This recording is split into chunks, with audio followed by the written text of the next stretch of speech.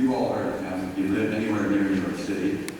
Sal was the voice of the broadcast voice of Fordham Rams basketball on WFUV, our wonderful radio station, which by the way you really should take a tour of. It's a state-of-the-art station today. Back then it was a great station during our years. He graduated with a degree in communication arts, and he went on to be sportscaster for WNEW AM and Mutual Radio. Then he began his TV career in 1967 at CBS News as a national correspondent, at WCBS TV as the weekend sports anchor and weekday reporter on Frank Gifford's sportscast. In 1971, Sal moved to WABC TV in the same positions, was a contributing correspondent for ABC's Wide World of Sports, and anchored an early morning sportscast on the ABC radio network. In 1980, he was an original cast member for ESPN. He was an anchor on SportsCenter and hosted all boxing programs. In 1984, Sal joined WNBC as a sports anchor. In 1994, he went to WPIX-TV to anchor sports for the next 14 years. Sal treated us with his sportscasting skills for 41 years. He has covered World Series, Super Bowls, championship fights, the Boston Marathon, and thoroughbred racing. He interviewed Casey Stengel and every Yankees and Mets managers, plus Jets, Giants, Knicks, and Nets coaches until his retirement in 2008. His favorite assignment was the Thrilla in Manila, the third championship fight between Muhammad Ali and Joe Frazier for ABC Sports. Sal's memoir, In My Rearview Mirror, includes profiles of Muhammad Ali, Vince Lombardi, Mickey Mantle, Joe Namath, Howard Cosell, and so on. Sal's been awarded 2 Emmys for television reporting excellence. He was a recipient of the Ellis Island Medal of Honor, which he dedicated to his grandparents who immigrated from Sicily, settling in Brooklyn in 1907. Sal is proud of his daughter, the next generation, who inherited some serious sports reporting genes, writing now for then first for the New York Daily News, and working on air for Fox Sports and the Major League Baseball Network. She is now with the NFL Network. Sal, how does one go from WFUV to the wide world of sports on ESPN and nearly every sports point in between? Well, I grew up in Brooklyn at the time when New York had 3 Major League baseball teams. And in those days, in the 40s and 50s, like many of the kids in New York, we lived and breathed sports, and I knew it was going to be my career choice. We had a pet expression, aren't sports wonderful? And they were back then.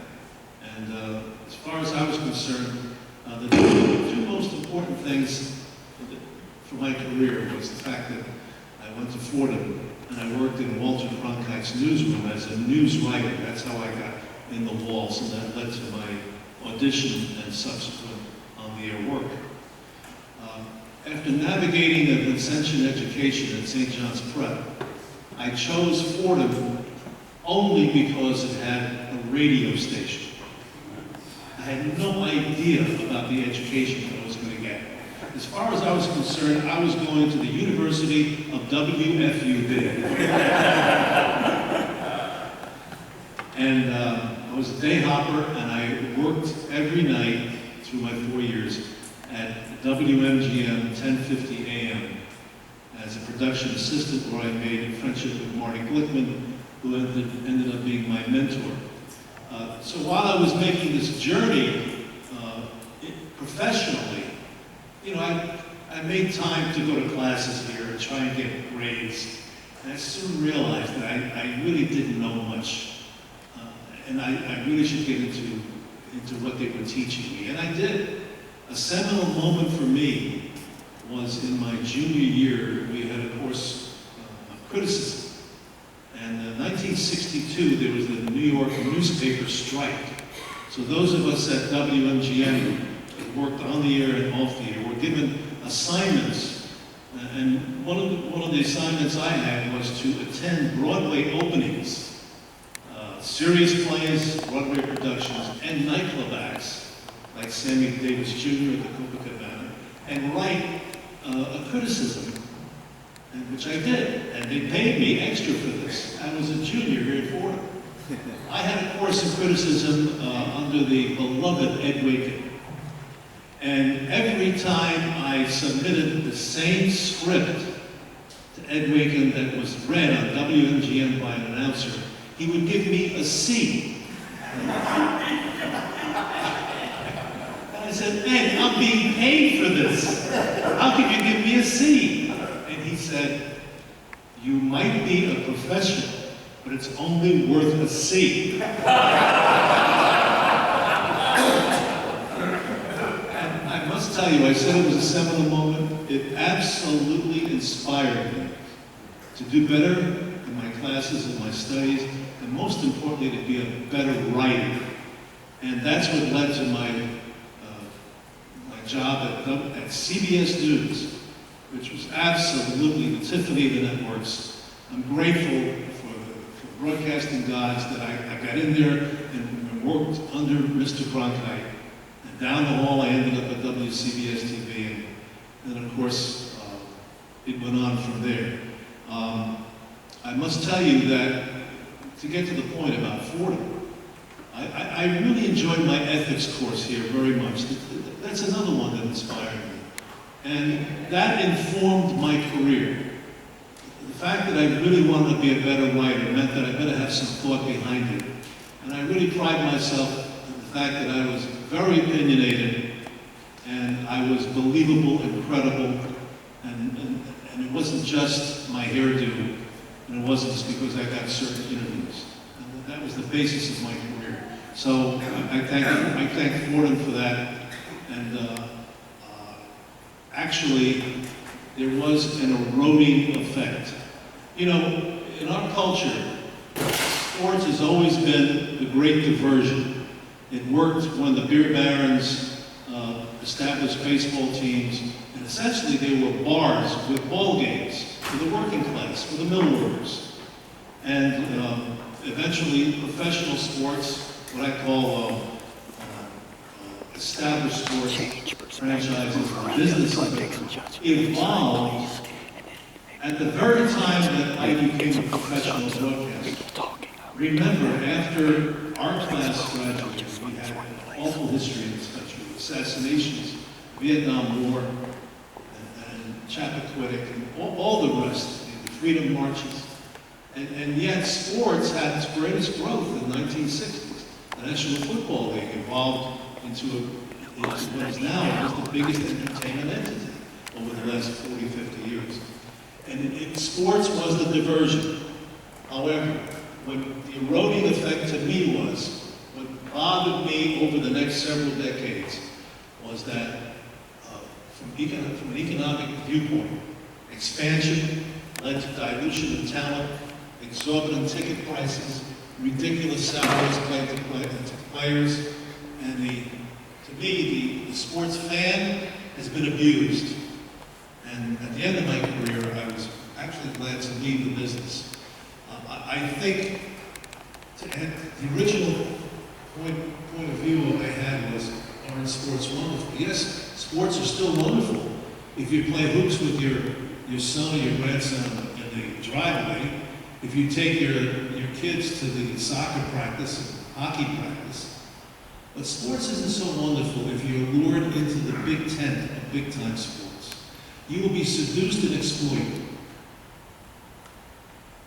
There's a lyric in an old Broadway show tune called "It's Only a Paper Moon," written by Harold Arlen, in which the line goes, "It's a Barnum and Bailey world, just as phony as it can be." And I'm sorry to say that I chose my life's work. I enjoyed my work, I prospered from it, but I'm really distancing myself because of what's occurred.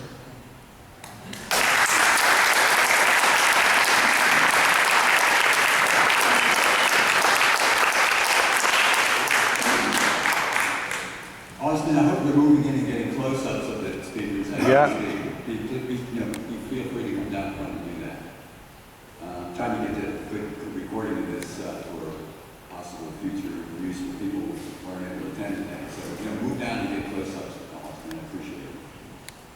John Wright took his Fordham history major background into the world with the John Wright Literary Agency, bringing to publication some of the outstanding history books of the past 50 years. The topics range from the Irish to business, literary figures, foreign policy, education, media, finances, and the world at large. John brought to publication one of the nation's leading award-winning historians, Robert Daley, whose biographies include presidents from Roosevelt to Reagan. He brought to us Murray Sperber, one of whose books was named to Sports Illustrated's 100 Best Sports Books of All Time. Also, Andrew Basovich, a career soldier, was one of his clients as a literary agent. Basovich is a career soldier turned college professor, whose 3 books criticizing America's new devotion to militarism were New York Times bestsellers. John was agent to Fordham's recently departed beloved Dr. Robert Remini. Historian of the United States House of Representatives, Dr. Remini acclaimed books include a trilogy on President Andrew Jackson, the 3rd volume of which won the 1984 National Book Award. To thank Dr. Remini for his influence on his life while he was here at Fordham, John attempted to refuse payment for his work as his literary agent, but had to relent those times when Dr. Remini just simply insisted. One of John's clients was named by the American Historical Association as an individual outside the historical profession who has made a significant contribution to the study, teaching, and understanding of history. That statement can be made about John Wright. John, how did majoring in history at Fordham prepare you to bring to us some of the important historical writing of our time?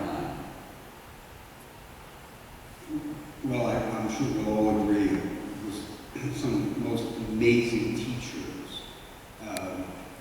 John Sexton and I were very fortunate to have several great teachers in high school. But when I got here, I was still more interested in girls and sports. But James McCabe had us read Dante's Inferno. And I remember sitting in the back room of the AP on a Saturday afternoon on my lunch hour, reading Dante's Inferno, and this woman came in and said, "What are you reading?" I said, "Dante's Inferno. What's it about?" And when I told her, I realized, and I'm serious about it, these moments crop up in your life, that I really was enjoying this class. And I only found out last night that McCabe's central interest was in John Milton. But I remember reading Paradise Lost, as an 18-year-old idiot, and realizing that everything that I had learned in Catholic school had just been powered to a level I just never thought I would experience. Some of you will remember, so that teacher stays in my mind, as does our first encounter with Jeremiah O'Sullivan, who was shorter than I am, and was rumored, never confirmed, to have been parachuted on in the Normandy invasion. Never confirmed, but everybody believed it. First day was in this room. Every history major had to take medieval history. And he explained what the course was and passed out the reading list, which was 4 single-spaced pages. And one of the students actually had the audacity to ask him how many of these we had to read. And he said, "That's the list." As I always say about Jesuit education in those days, no excuses, Mr. Wright. No excuses. And that's a lesson that I had taken to heart and used with all of my psychologically damaged authors. Most of what I do is, therapy, because writing is so hard, as we wrote so brilliantly about. So it was Jeremiah O'Sullivan, sat at the desk, barely moved. We learned so much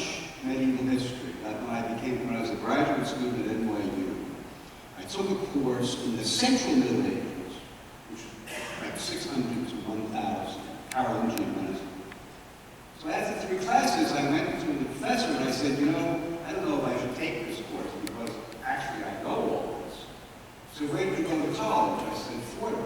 Sure, you're so good. I said, right. He said, you don't have to take this course. So this is the kind of people we were encountering.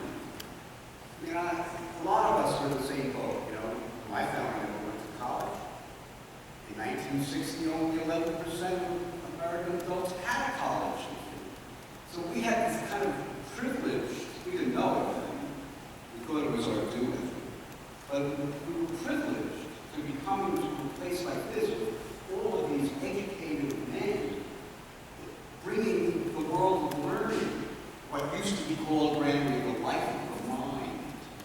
And so when I met Bob Remini, through my client Bob Daley called me and said, I was just on the phone with Robert Remini, do you know who he is? I said, do I know who he is? He was my teacher, and everyone at Fordham considered him to be the greatest teacher they ever had. Really, he's looking for an agent finally. So I gave him your name. He said, really? Spoke on the phone. He said, I'm really sorry, I don't remember you. So he had a contract from Penguin, because I remember this was 1997. He said, I said, well, look, I'll read it for you. You know, you don't have to pay me. I'll just read it, tell you what to ask for. So he sent it to me, and we agreed to meet in New York. So we're having dinner at a restaurant. He's having his first of 2 martinis, which he always had, 2 martinis, and every day. And he said, so I want to give you some money for helping me. That was really great. I said, well, I can't take any money from you. So why not? I said, well, you had a big impact on my life. Really? So I said, well, after one of your classes, I went to the registrar's office and I changed my major from English to history. Really? What was the lecture? I said it was the one about Abraham Lincoln, but it sounded just like Jesus Christ. Fight on Good Friday. He said, oh, he said, you know, I stole that lecture from Alan Nevins. So we had this, he became a friend of mine, and he was on television, on C-SPAN. I don't know if some of you know this, they do these 3-hour interviews with authors. And people called up, and all these men, not necessarily from our era, but earlier, and say, oh, we know all about the books and everything, but we want to tell all of America what a great teacher you were. And he just loved that. And he loved it. Why? He would say to me once, we used to go to the opera together when he was in New York. He went to the opera the first time when he was 15 years old. And he grew up in Astoria. And that was what he wanted to be, an opera singer. That's why he said I was such a great lecturer. Because actually I was pretending I was an opera singer. And he was just the most amazing. And I'm happy to say that we became friends. And he lived to be 91. He wrote his last book when he was 88.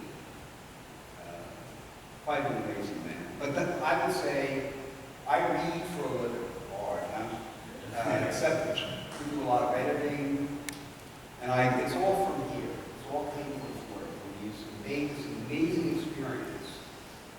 Went to Lauer, teaching philosophy to boys from Brooklyn and Bronx, and a world-famous Hegelian who most of the time you just had to sit and listen as carefully as you could. Now, what kind of experience is that for someone whose family never went to college, who never, well, privilege. So I became an editor 43 years ago. And I was an editor for 13 years at the Oxford University Press. And then went off, I was writing then, I wrote a couple of books, and then became an agent by happenstance. And now, I guess most people like me work until they carry them out, because there's no heavy lifting.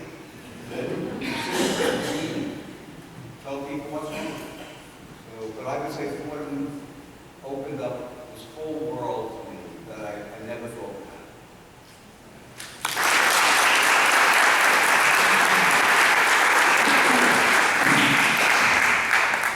Colonel Lawrence Daley was Armor Company Commander in Germany, then voluntarily extended his service for Vietnam, where he served in casualty and the medical evacuation branch, traveling the country to ensure accurate accountability. He next taught at the Adjutant General School and served in key administrative positions in Germany, the Armor Center, and Washington, D.C. He was the Adjutant General at the United States Military Academy, West Point, and completed his 25 years in the military as Chief of Army Bands responsible for the morale, welfare, discipline, and technical proficiency of all active duty, reserve, and National Guard bands. He's a Bronze Star, Legion of Merit, and Adjutant General Association's Horatio Gates Gold Medal recipient, and was inducted into the New York City-wide ROTC Hall of Fame, which is located here at Fordham. After retiring from the Army, Colonel Daley, Larry, raised millions of dollars for the Archdiocese of Indianapolis as the director of the United Catholic Appeal and consulted in the project management field for 10 years. With a second master's degree and later teaching career, he retired as a teacher of social justice at the Brebeuf Jesuit Preparatory School in 2012. Larry, what did you take from your undergraduate years at Fordham that inspired you to this outstanding career? Okay. Before I make any comments, and steal the thunder from my colleagues here, I want to have a training aid to remind me where I am and what I'm doing. So here's my training aid. Military guys need training aids. Hold the mic up close to you. Okay, so I jotted down what Fordham brought to me. And strangely enough, first on my list is Dr. Robert Remini, who gave me an understanding and appreciation for the people who made the United States history. And he did it in a dynamic, wonderful way. And also perked my interest in opera, of all things. Okay. We know why, right? Then Fordham gave me Madame Sabine Gova. Dr. Gova had been a guide in the Louvre, and she showed us how art reflected and enriched our lives. And from that point, having been stationed overseas a number of times, I wanted every museum, every cathedral, every opportunity to apply what she gave us on a daily basis. So that was a very enriching experience. James B. Welch, the director of the Fordham University Glee Club, gave me music. Well, I had music somewhere out there in my background, but I never thought that it would take us to Town Hall every year for 4 years, nor would it take us to Carnegie Hall, where we did the Mozart Requiem 1 year, and Brahms Requiem another year. The expanse of the musical experience enriched me for the rest of my life. I have never given it up. I've been in glee clubs, I've been associated with the West Point Glee Club, I've been in choruses. I have very basic skills. I'm not a great singer, but I have a great love of it all, and I've continued to do it. So I owe James B. Welch, the Glee Club, and all its members a great day, and one that continues right now to this moment. And by some circumstance, it led me to be the chief of Army Bands, my final assignment in the Army. So, music is a very important part. we heard about James McKay, Silver Jim, Andy Myers, Francis X. Conley, Marius Dooley, a wonderful scholar. All those members of the English department just lit us up in terms of understanding what great literature was about. And to this day, you read now, you understand, you see things that you would have never seen otherwise, and it's because of that. There's another side of who they were. They made great demands on us. We couldn't just show up. We had to be ready. If we had an assignment, we had to be ready to address it. We had to have our facts together. And that particular discipline served us really well, served me very well, especially me. I researched my material, I made sure I knew what I was talking about, and I presented it as best I could because of the rigor, the discipline that had already been drilled into me at Fordham. So that was great. I think we've all mentioned the value system. Reinforced every day. The things your parents taught you, what you learned in high school, then taken to a higher level with both a philosophical basis and a moral basis. So we had theology and philosophy reinforcing things that we knew about but didn't quite understand, and it gave us a little insight into those kinds of things. So, I actually have two facts. I would say that I was tested a lot on the issue of integrity when I was in Vietnam. I was in casualty reporting, and we had to have a degree of accuracy that you can't even begin to imagine. But frequently, we were asked to compromise that degree of accuracy. And it was nice to say, I'm not doing that. It's easy to do. I can get away with it. No one will ever know. I know. And so that sense of where the truth was and how important it was also was a product of my education here at Fordham. And then finally, I finished it all up as chief of army bands. We didn't take music very seriously. We had music without mercy in the second division. If you ever heard a military band, you know how military music is to music, right?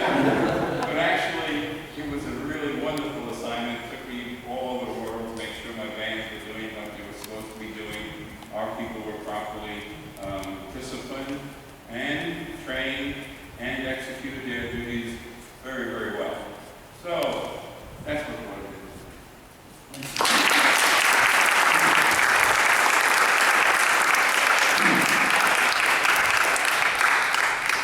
Steve Cardi was one of Healy's boys as a resident of E House in Martyrs Court, a border on campus. The notable Jesuit Tim Healy mentored some of Fordham's outstanding students. Upon graduation in 1963, Steve entered the University of Virginia Law School, one of few Fordham students at the time to achieve that distinction. A few years after getting the UVA law degree, he set it aside to start a business. Cardi Corporation, which he owns and operates with his brother, became the preeminent highway construction firm in Rhode Island and also operates in Massachusetts and Connecticut. With 500 employees, that's the outfit that builds the roads and highways and bridges when you travel through those states, and certainly in Rhode Island. Yet Steve didn't abandon his law background. As president of the University of Virginia Law Alumni Council and in other posts, he has led record-setting fundraising for UVA Law School. Steve's contributions to society include membership on boards of directors and trusteeships ranging from Blue Cross Blue Shield to AAA. He's been appointed to the Rhode Island State Planning Council every year since 1976. The list of his contributions are long, including the State Redistricting Commission and the Board of the American Cancer Society, Rhode Island Division. I'll stop there. Steve, how did your Fordham experience inform these achievements? Thank you.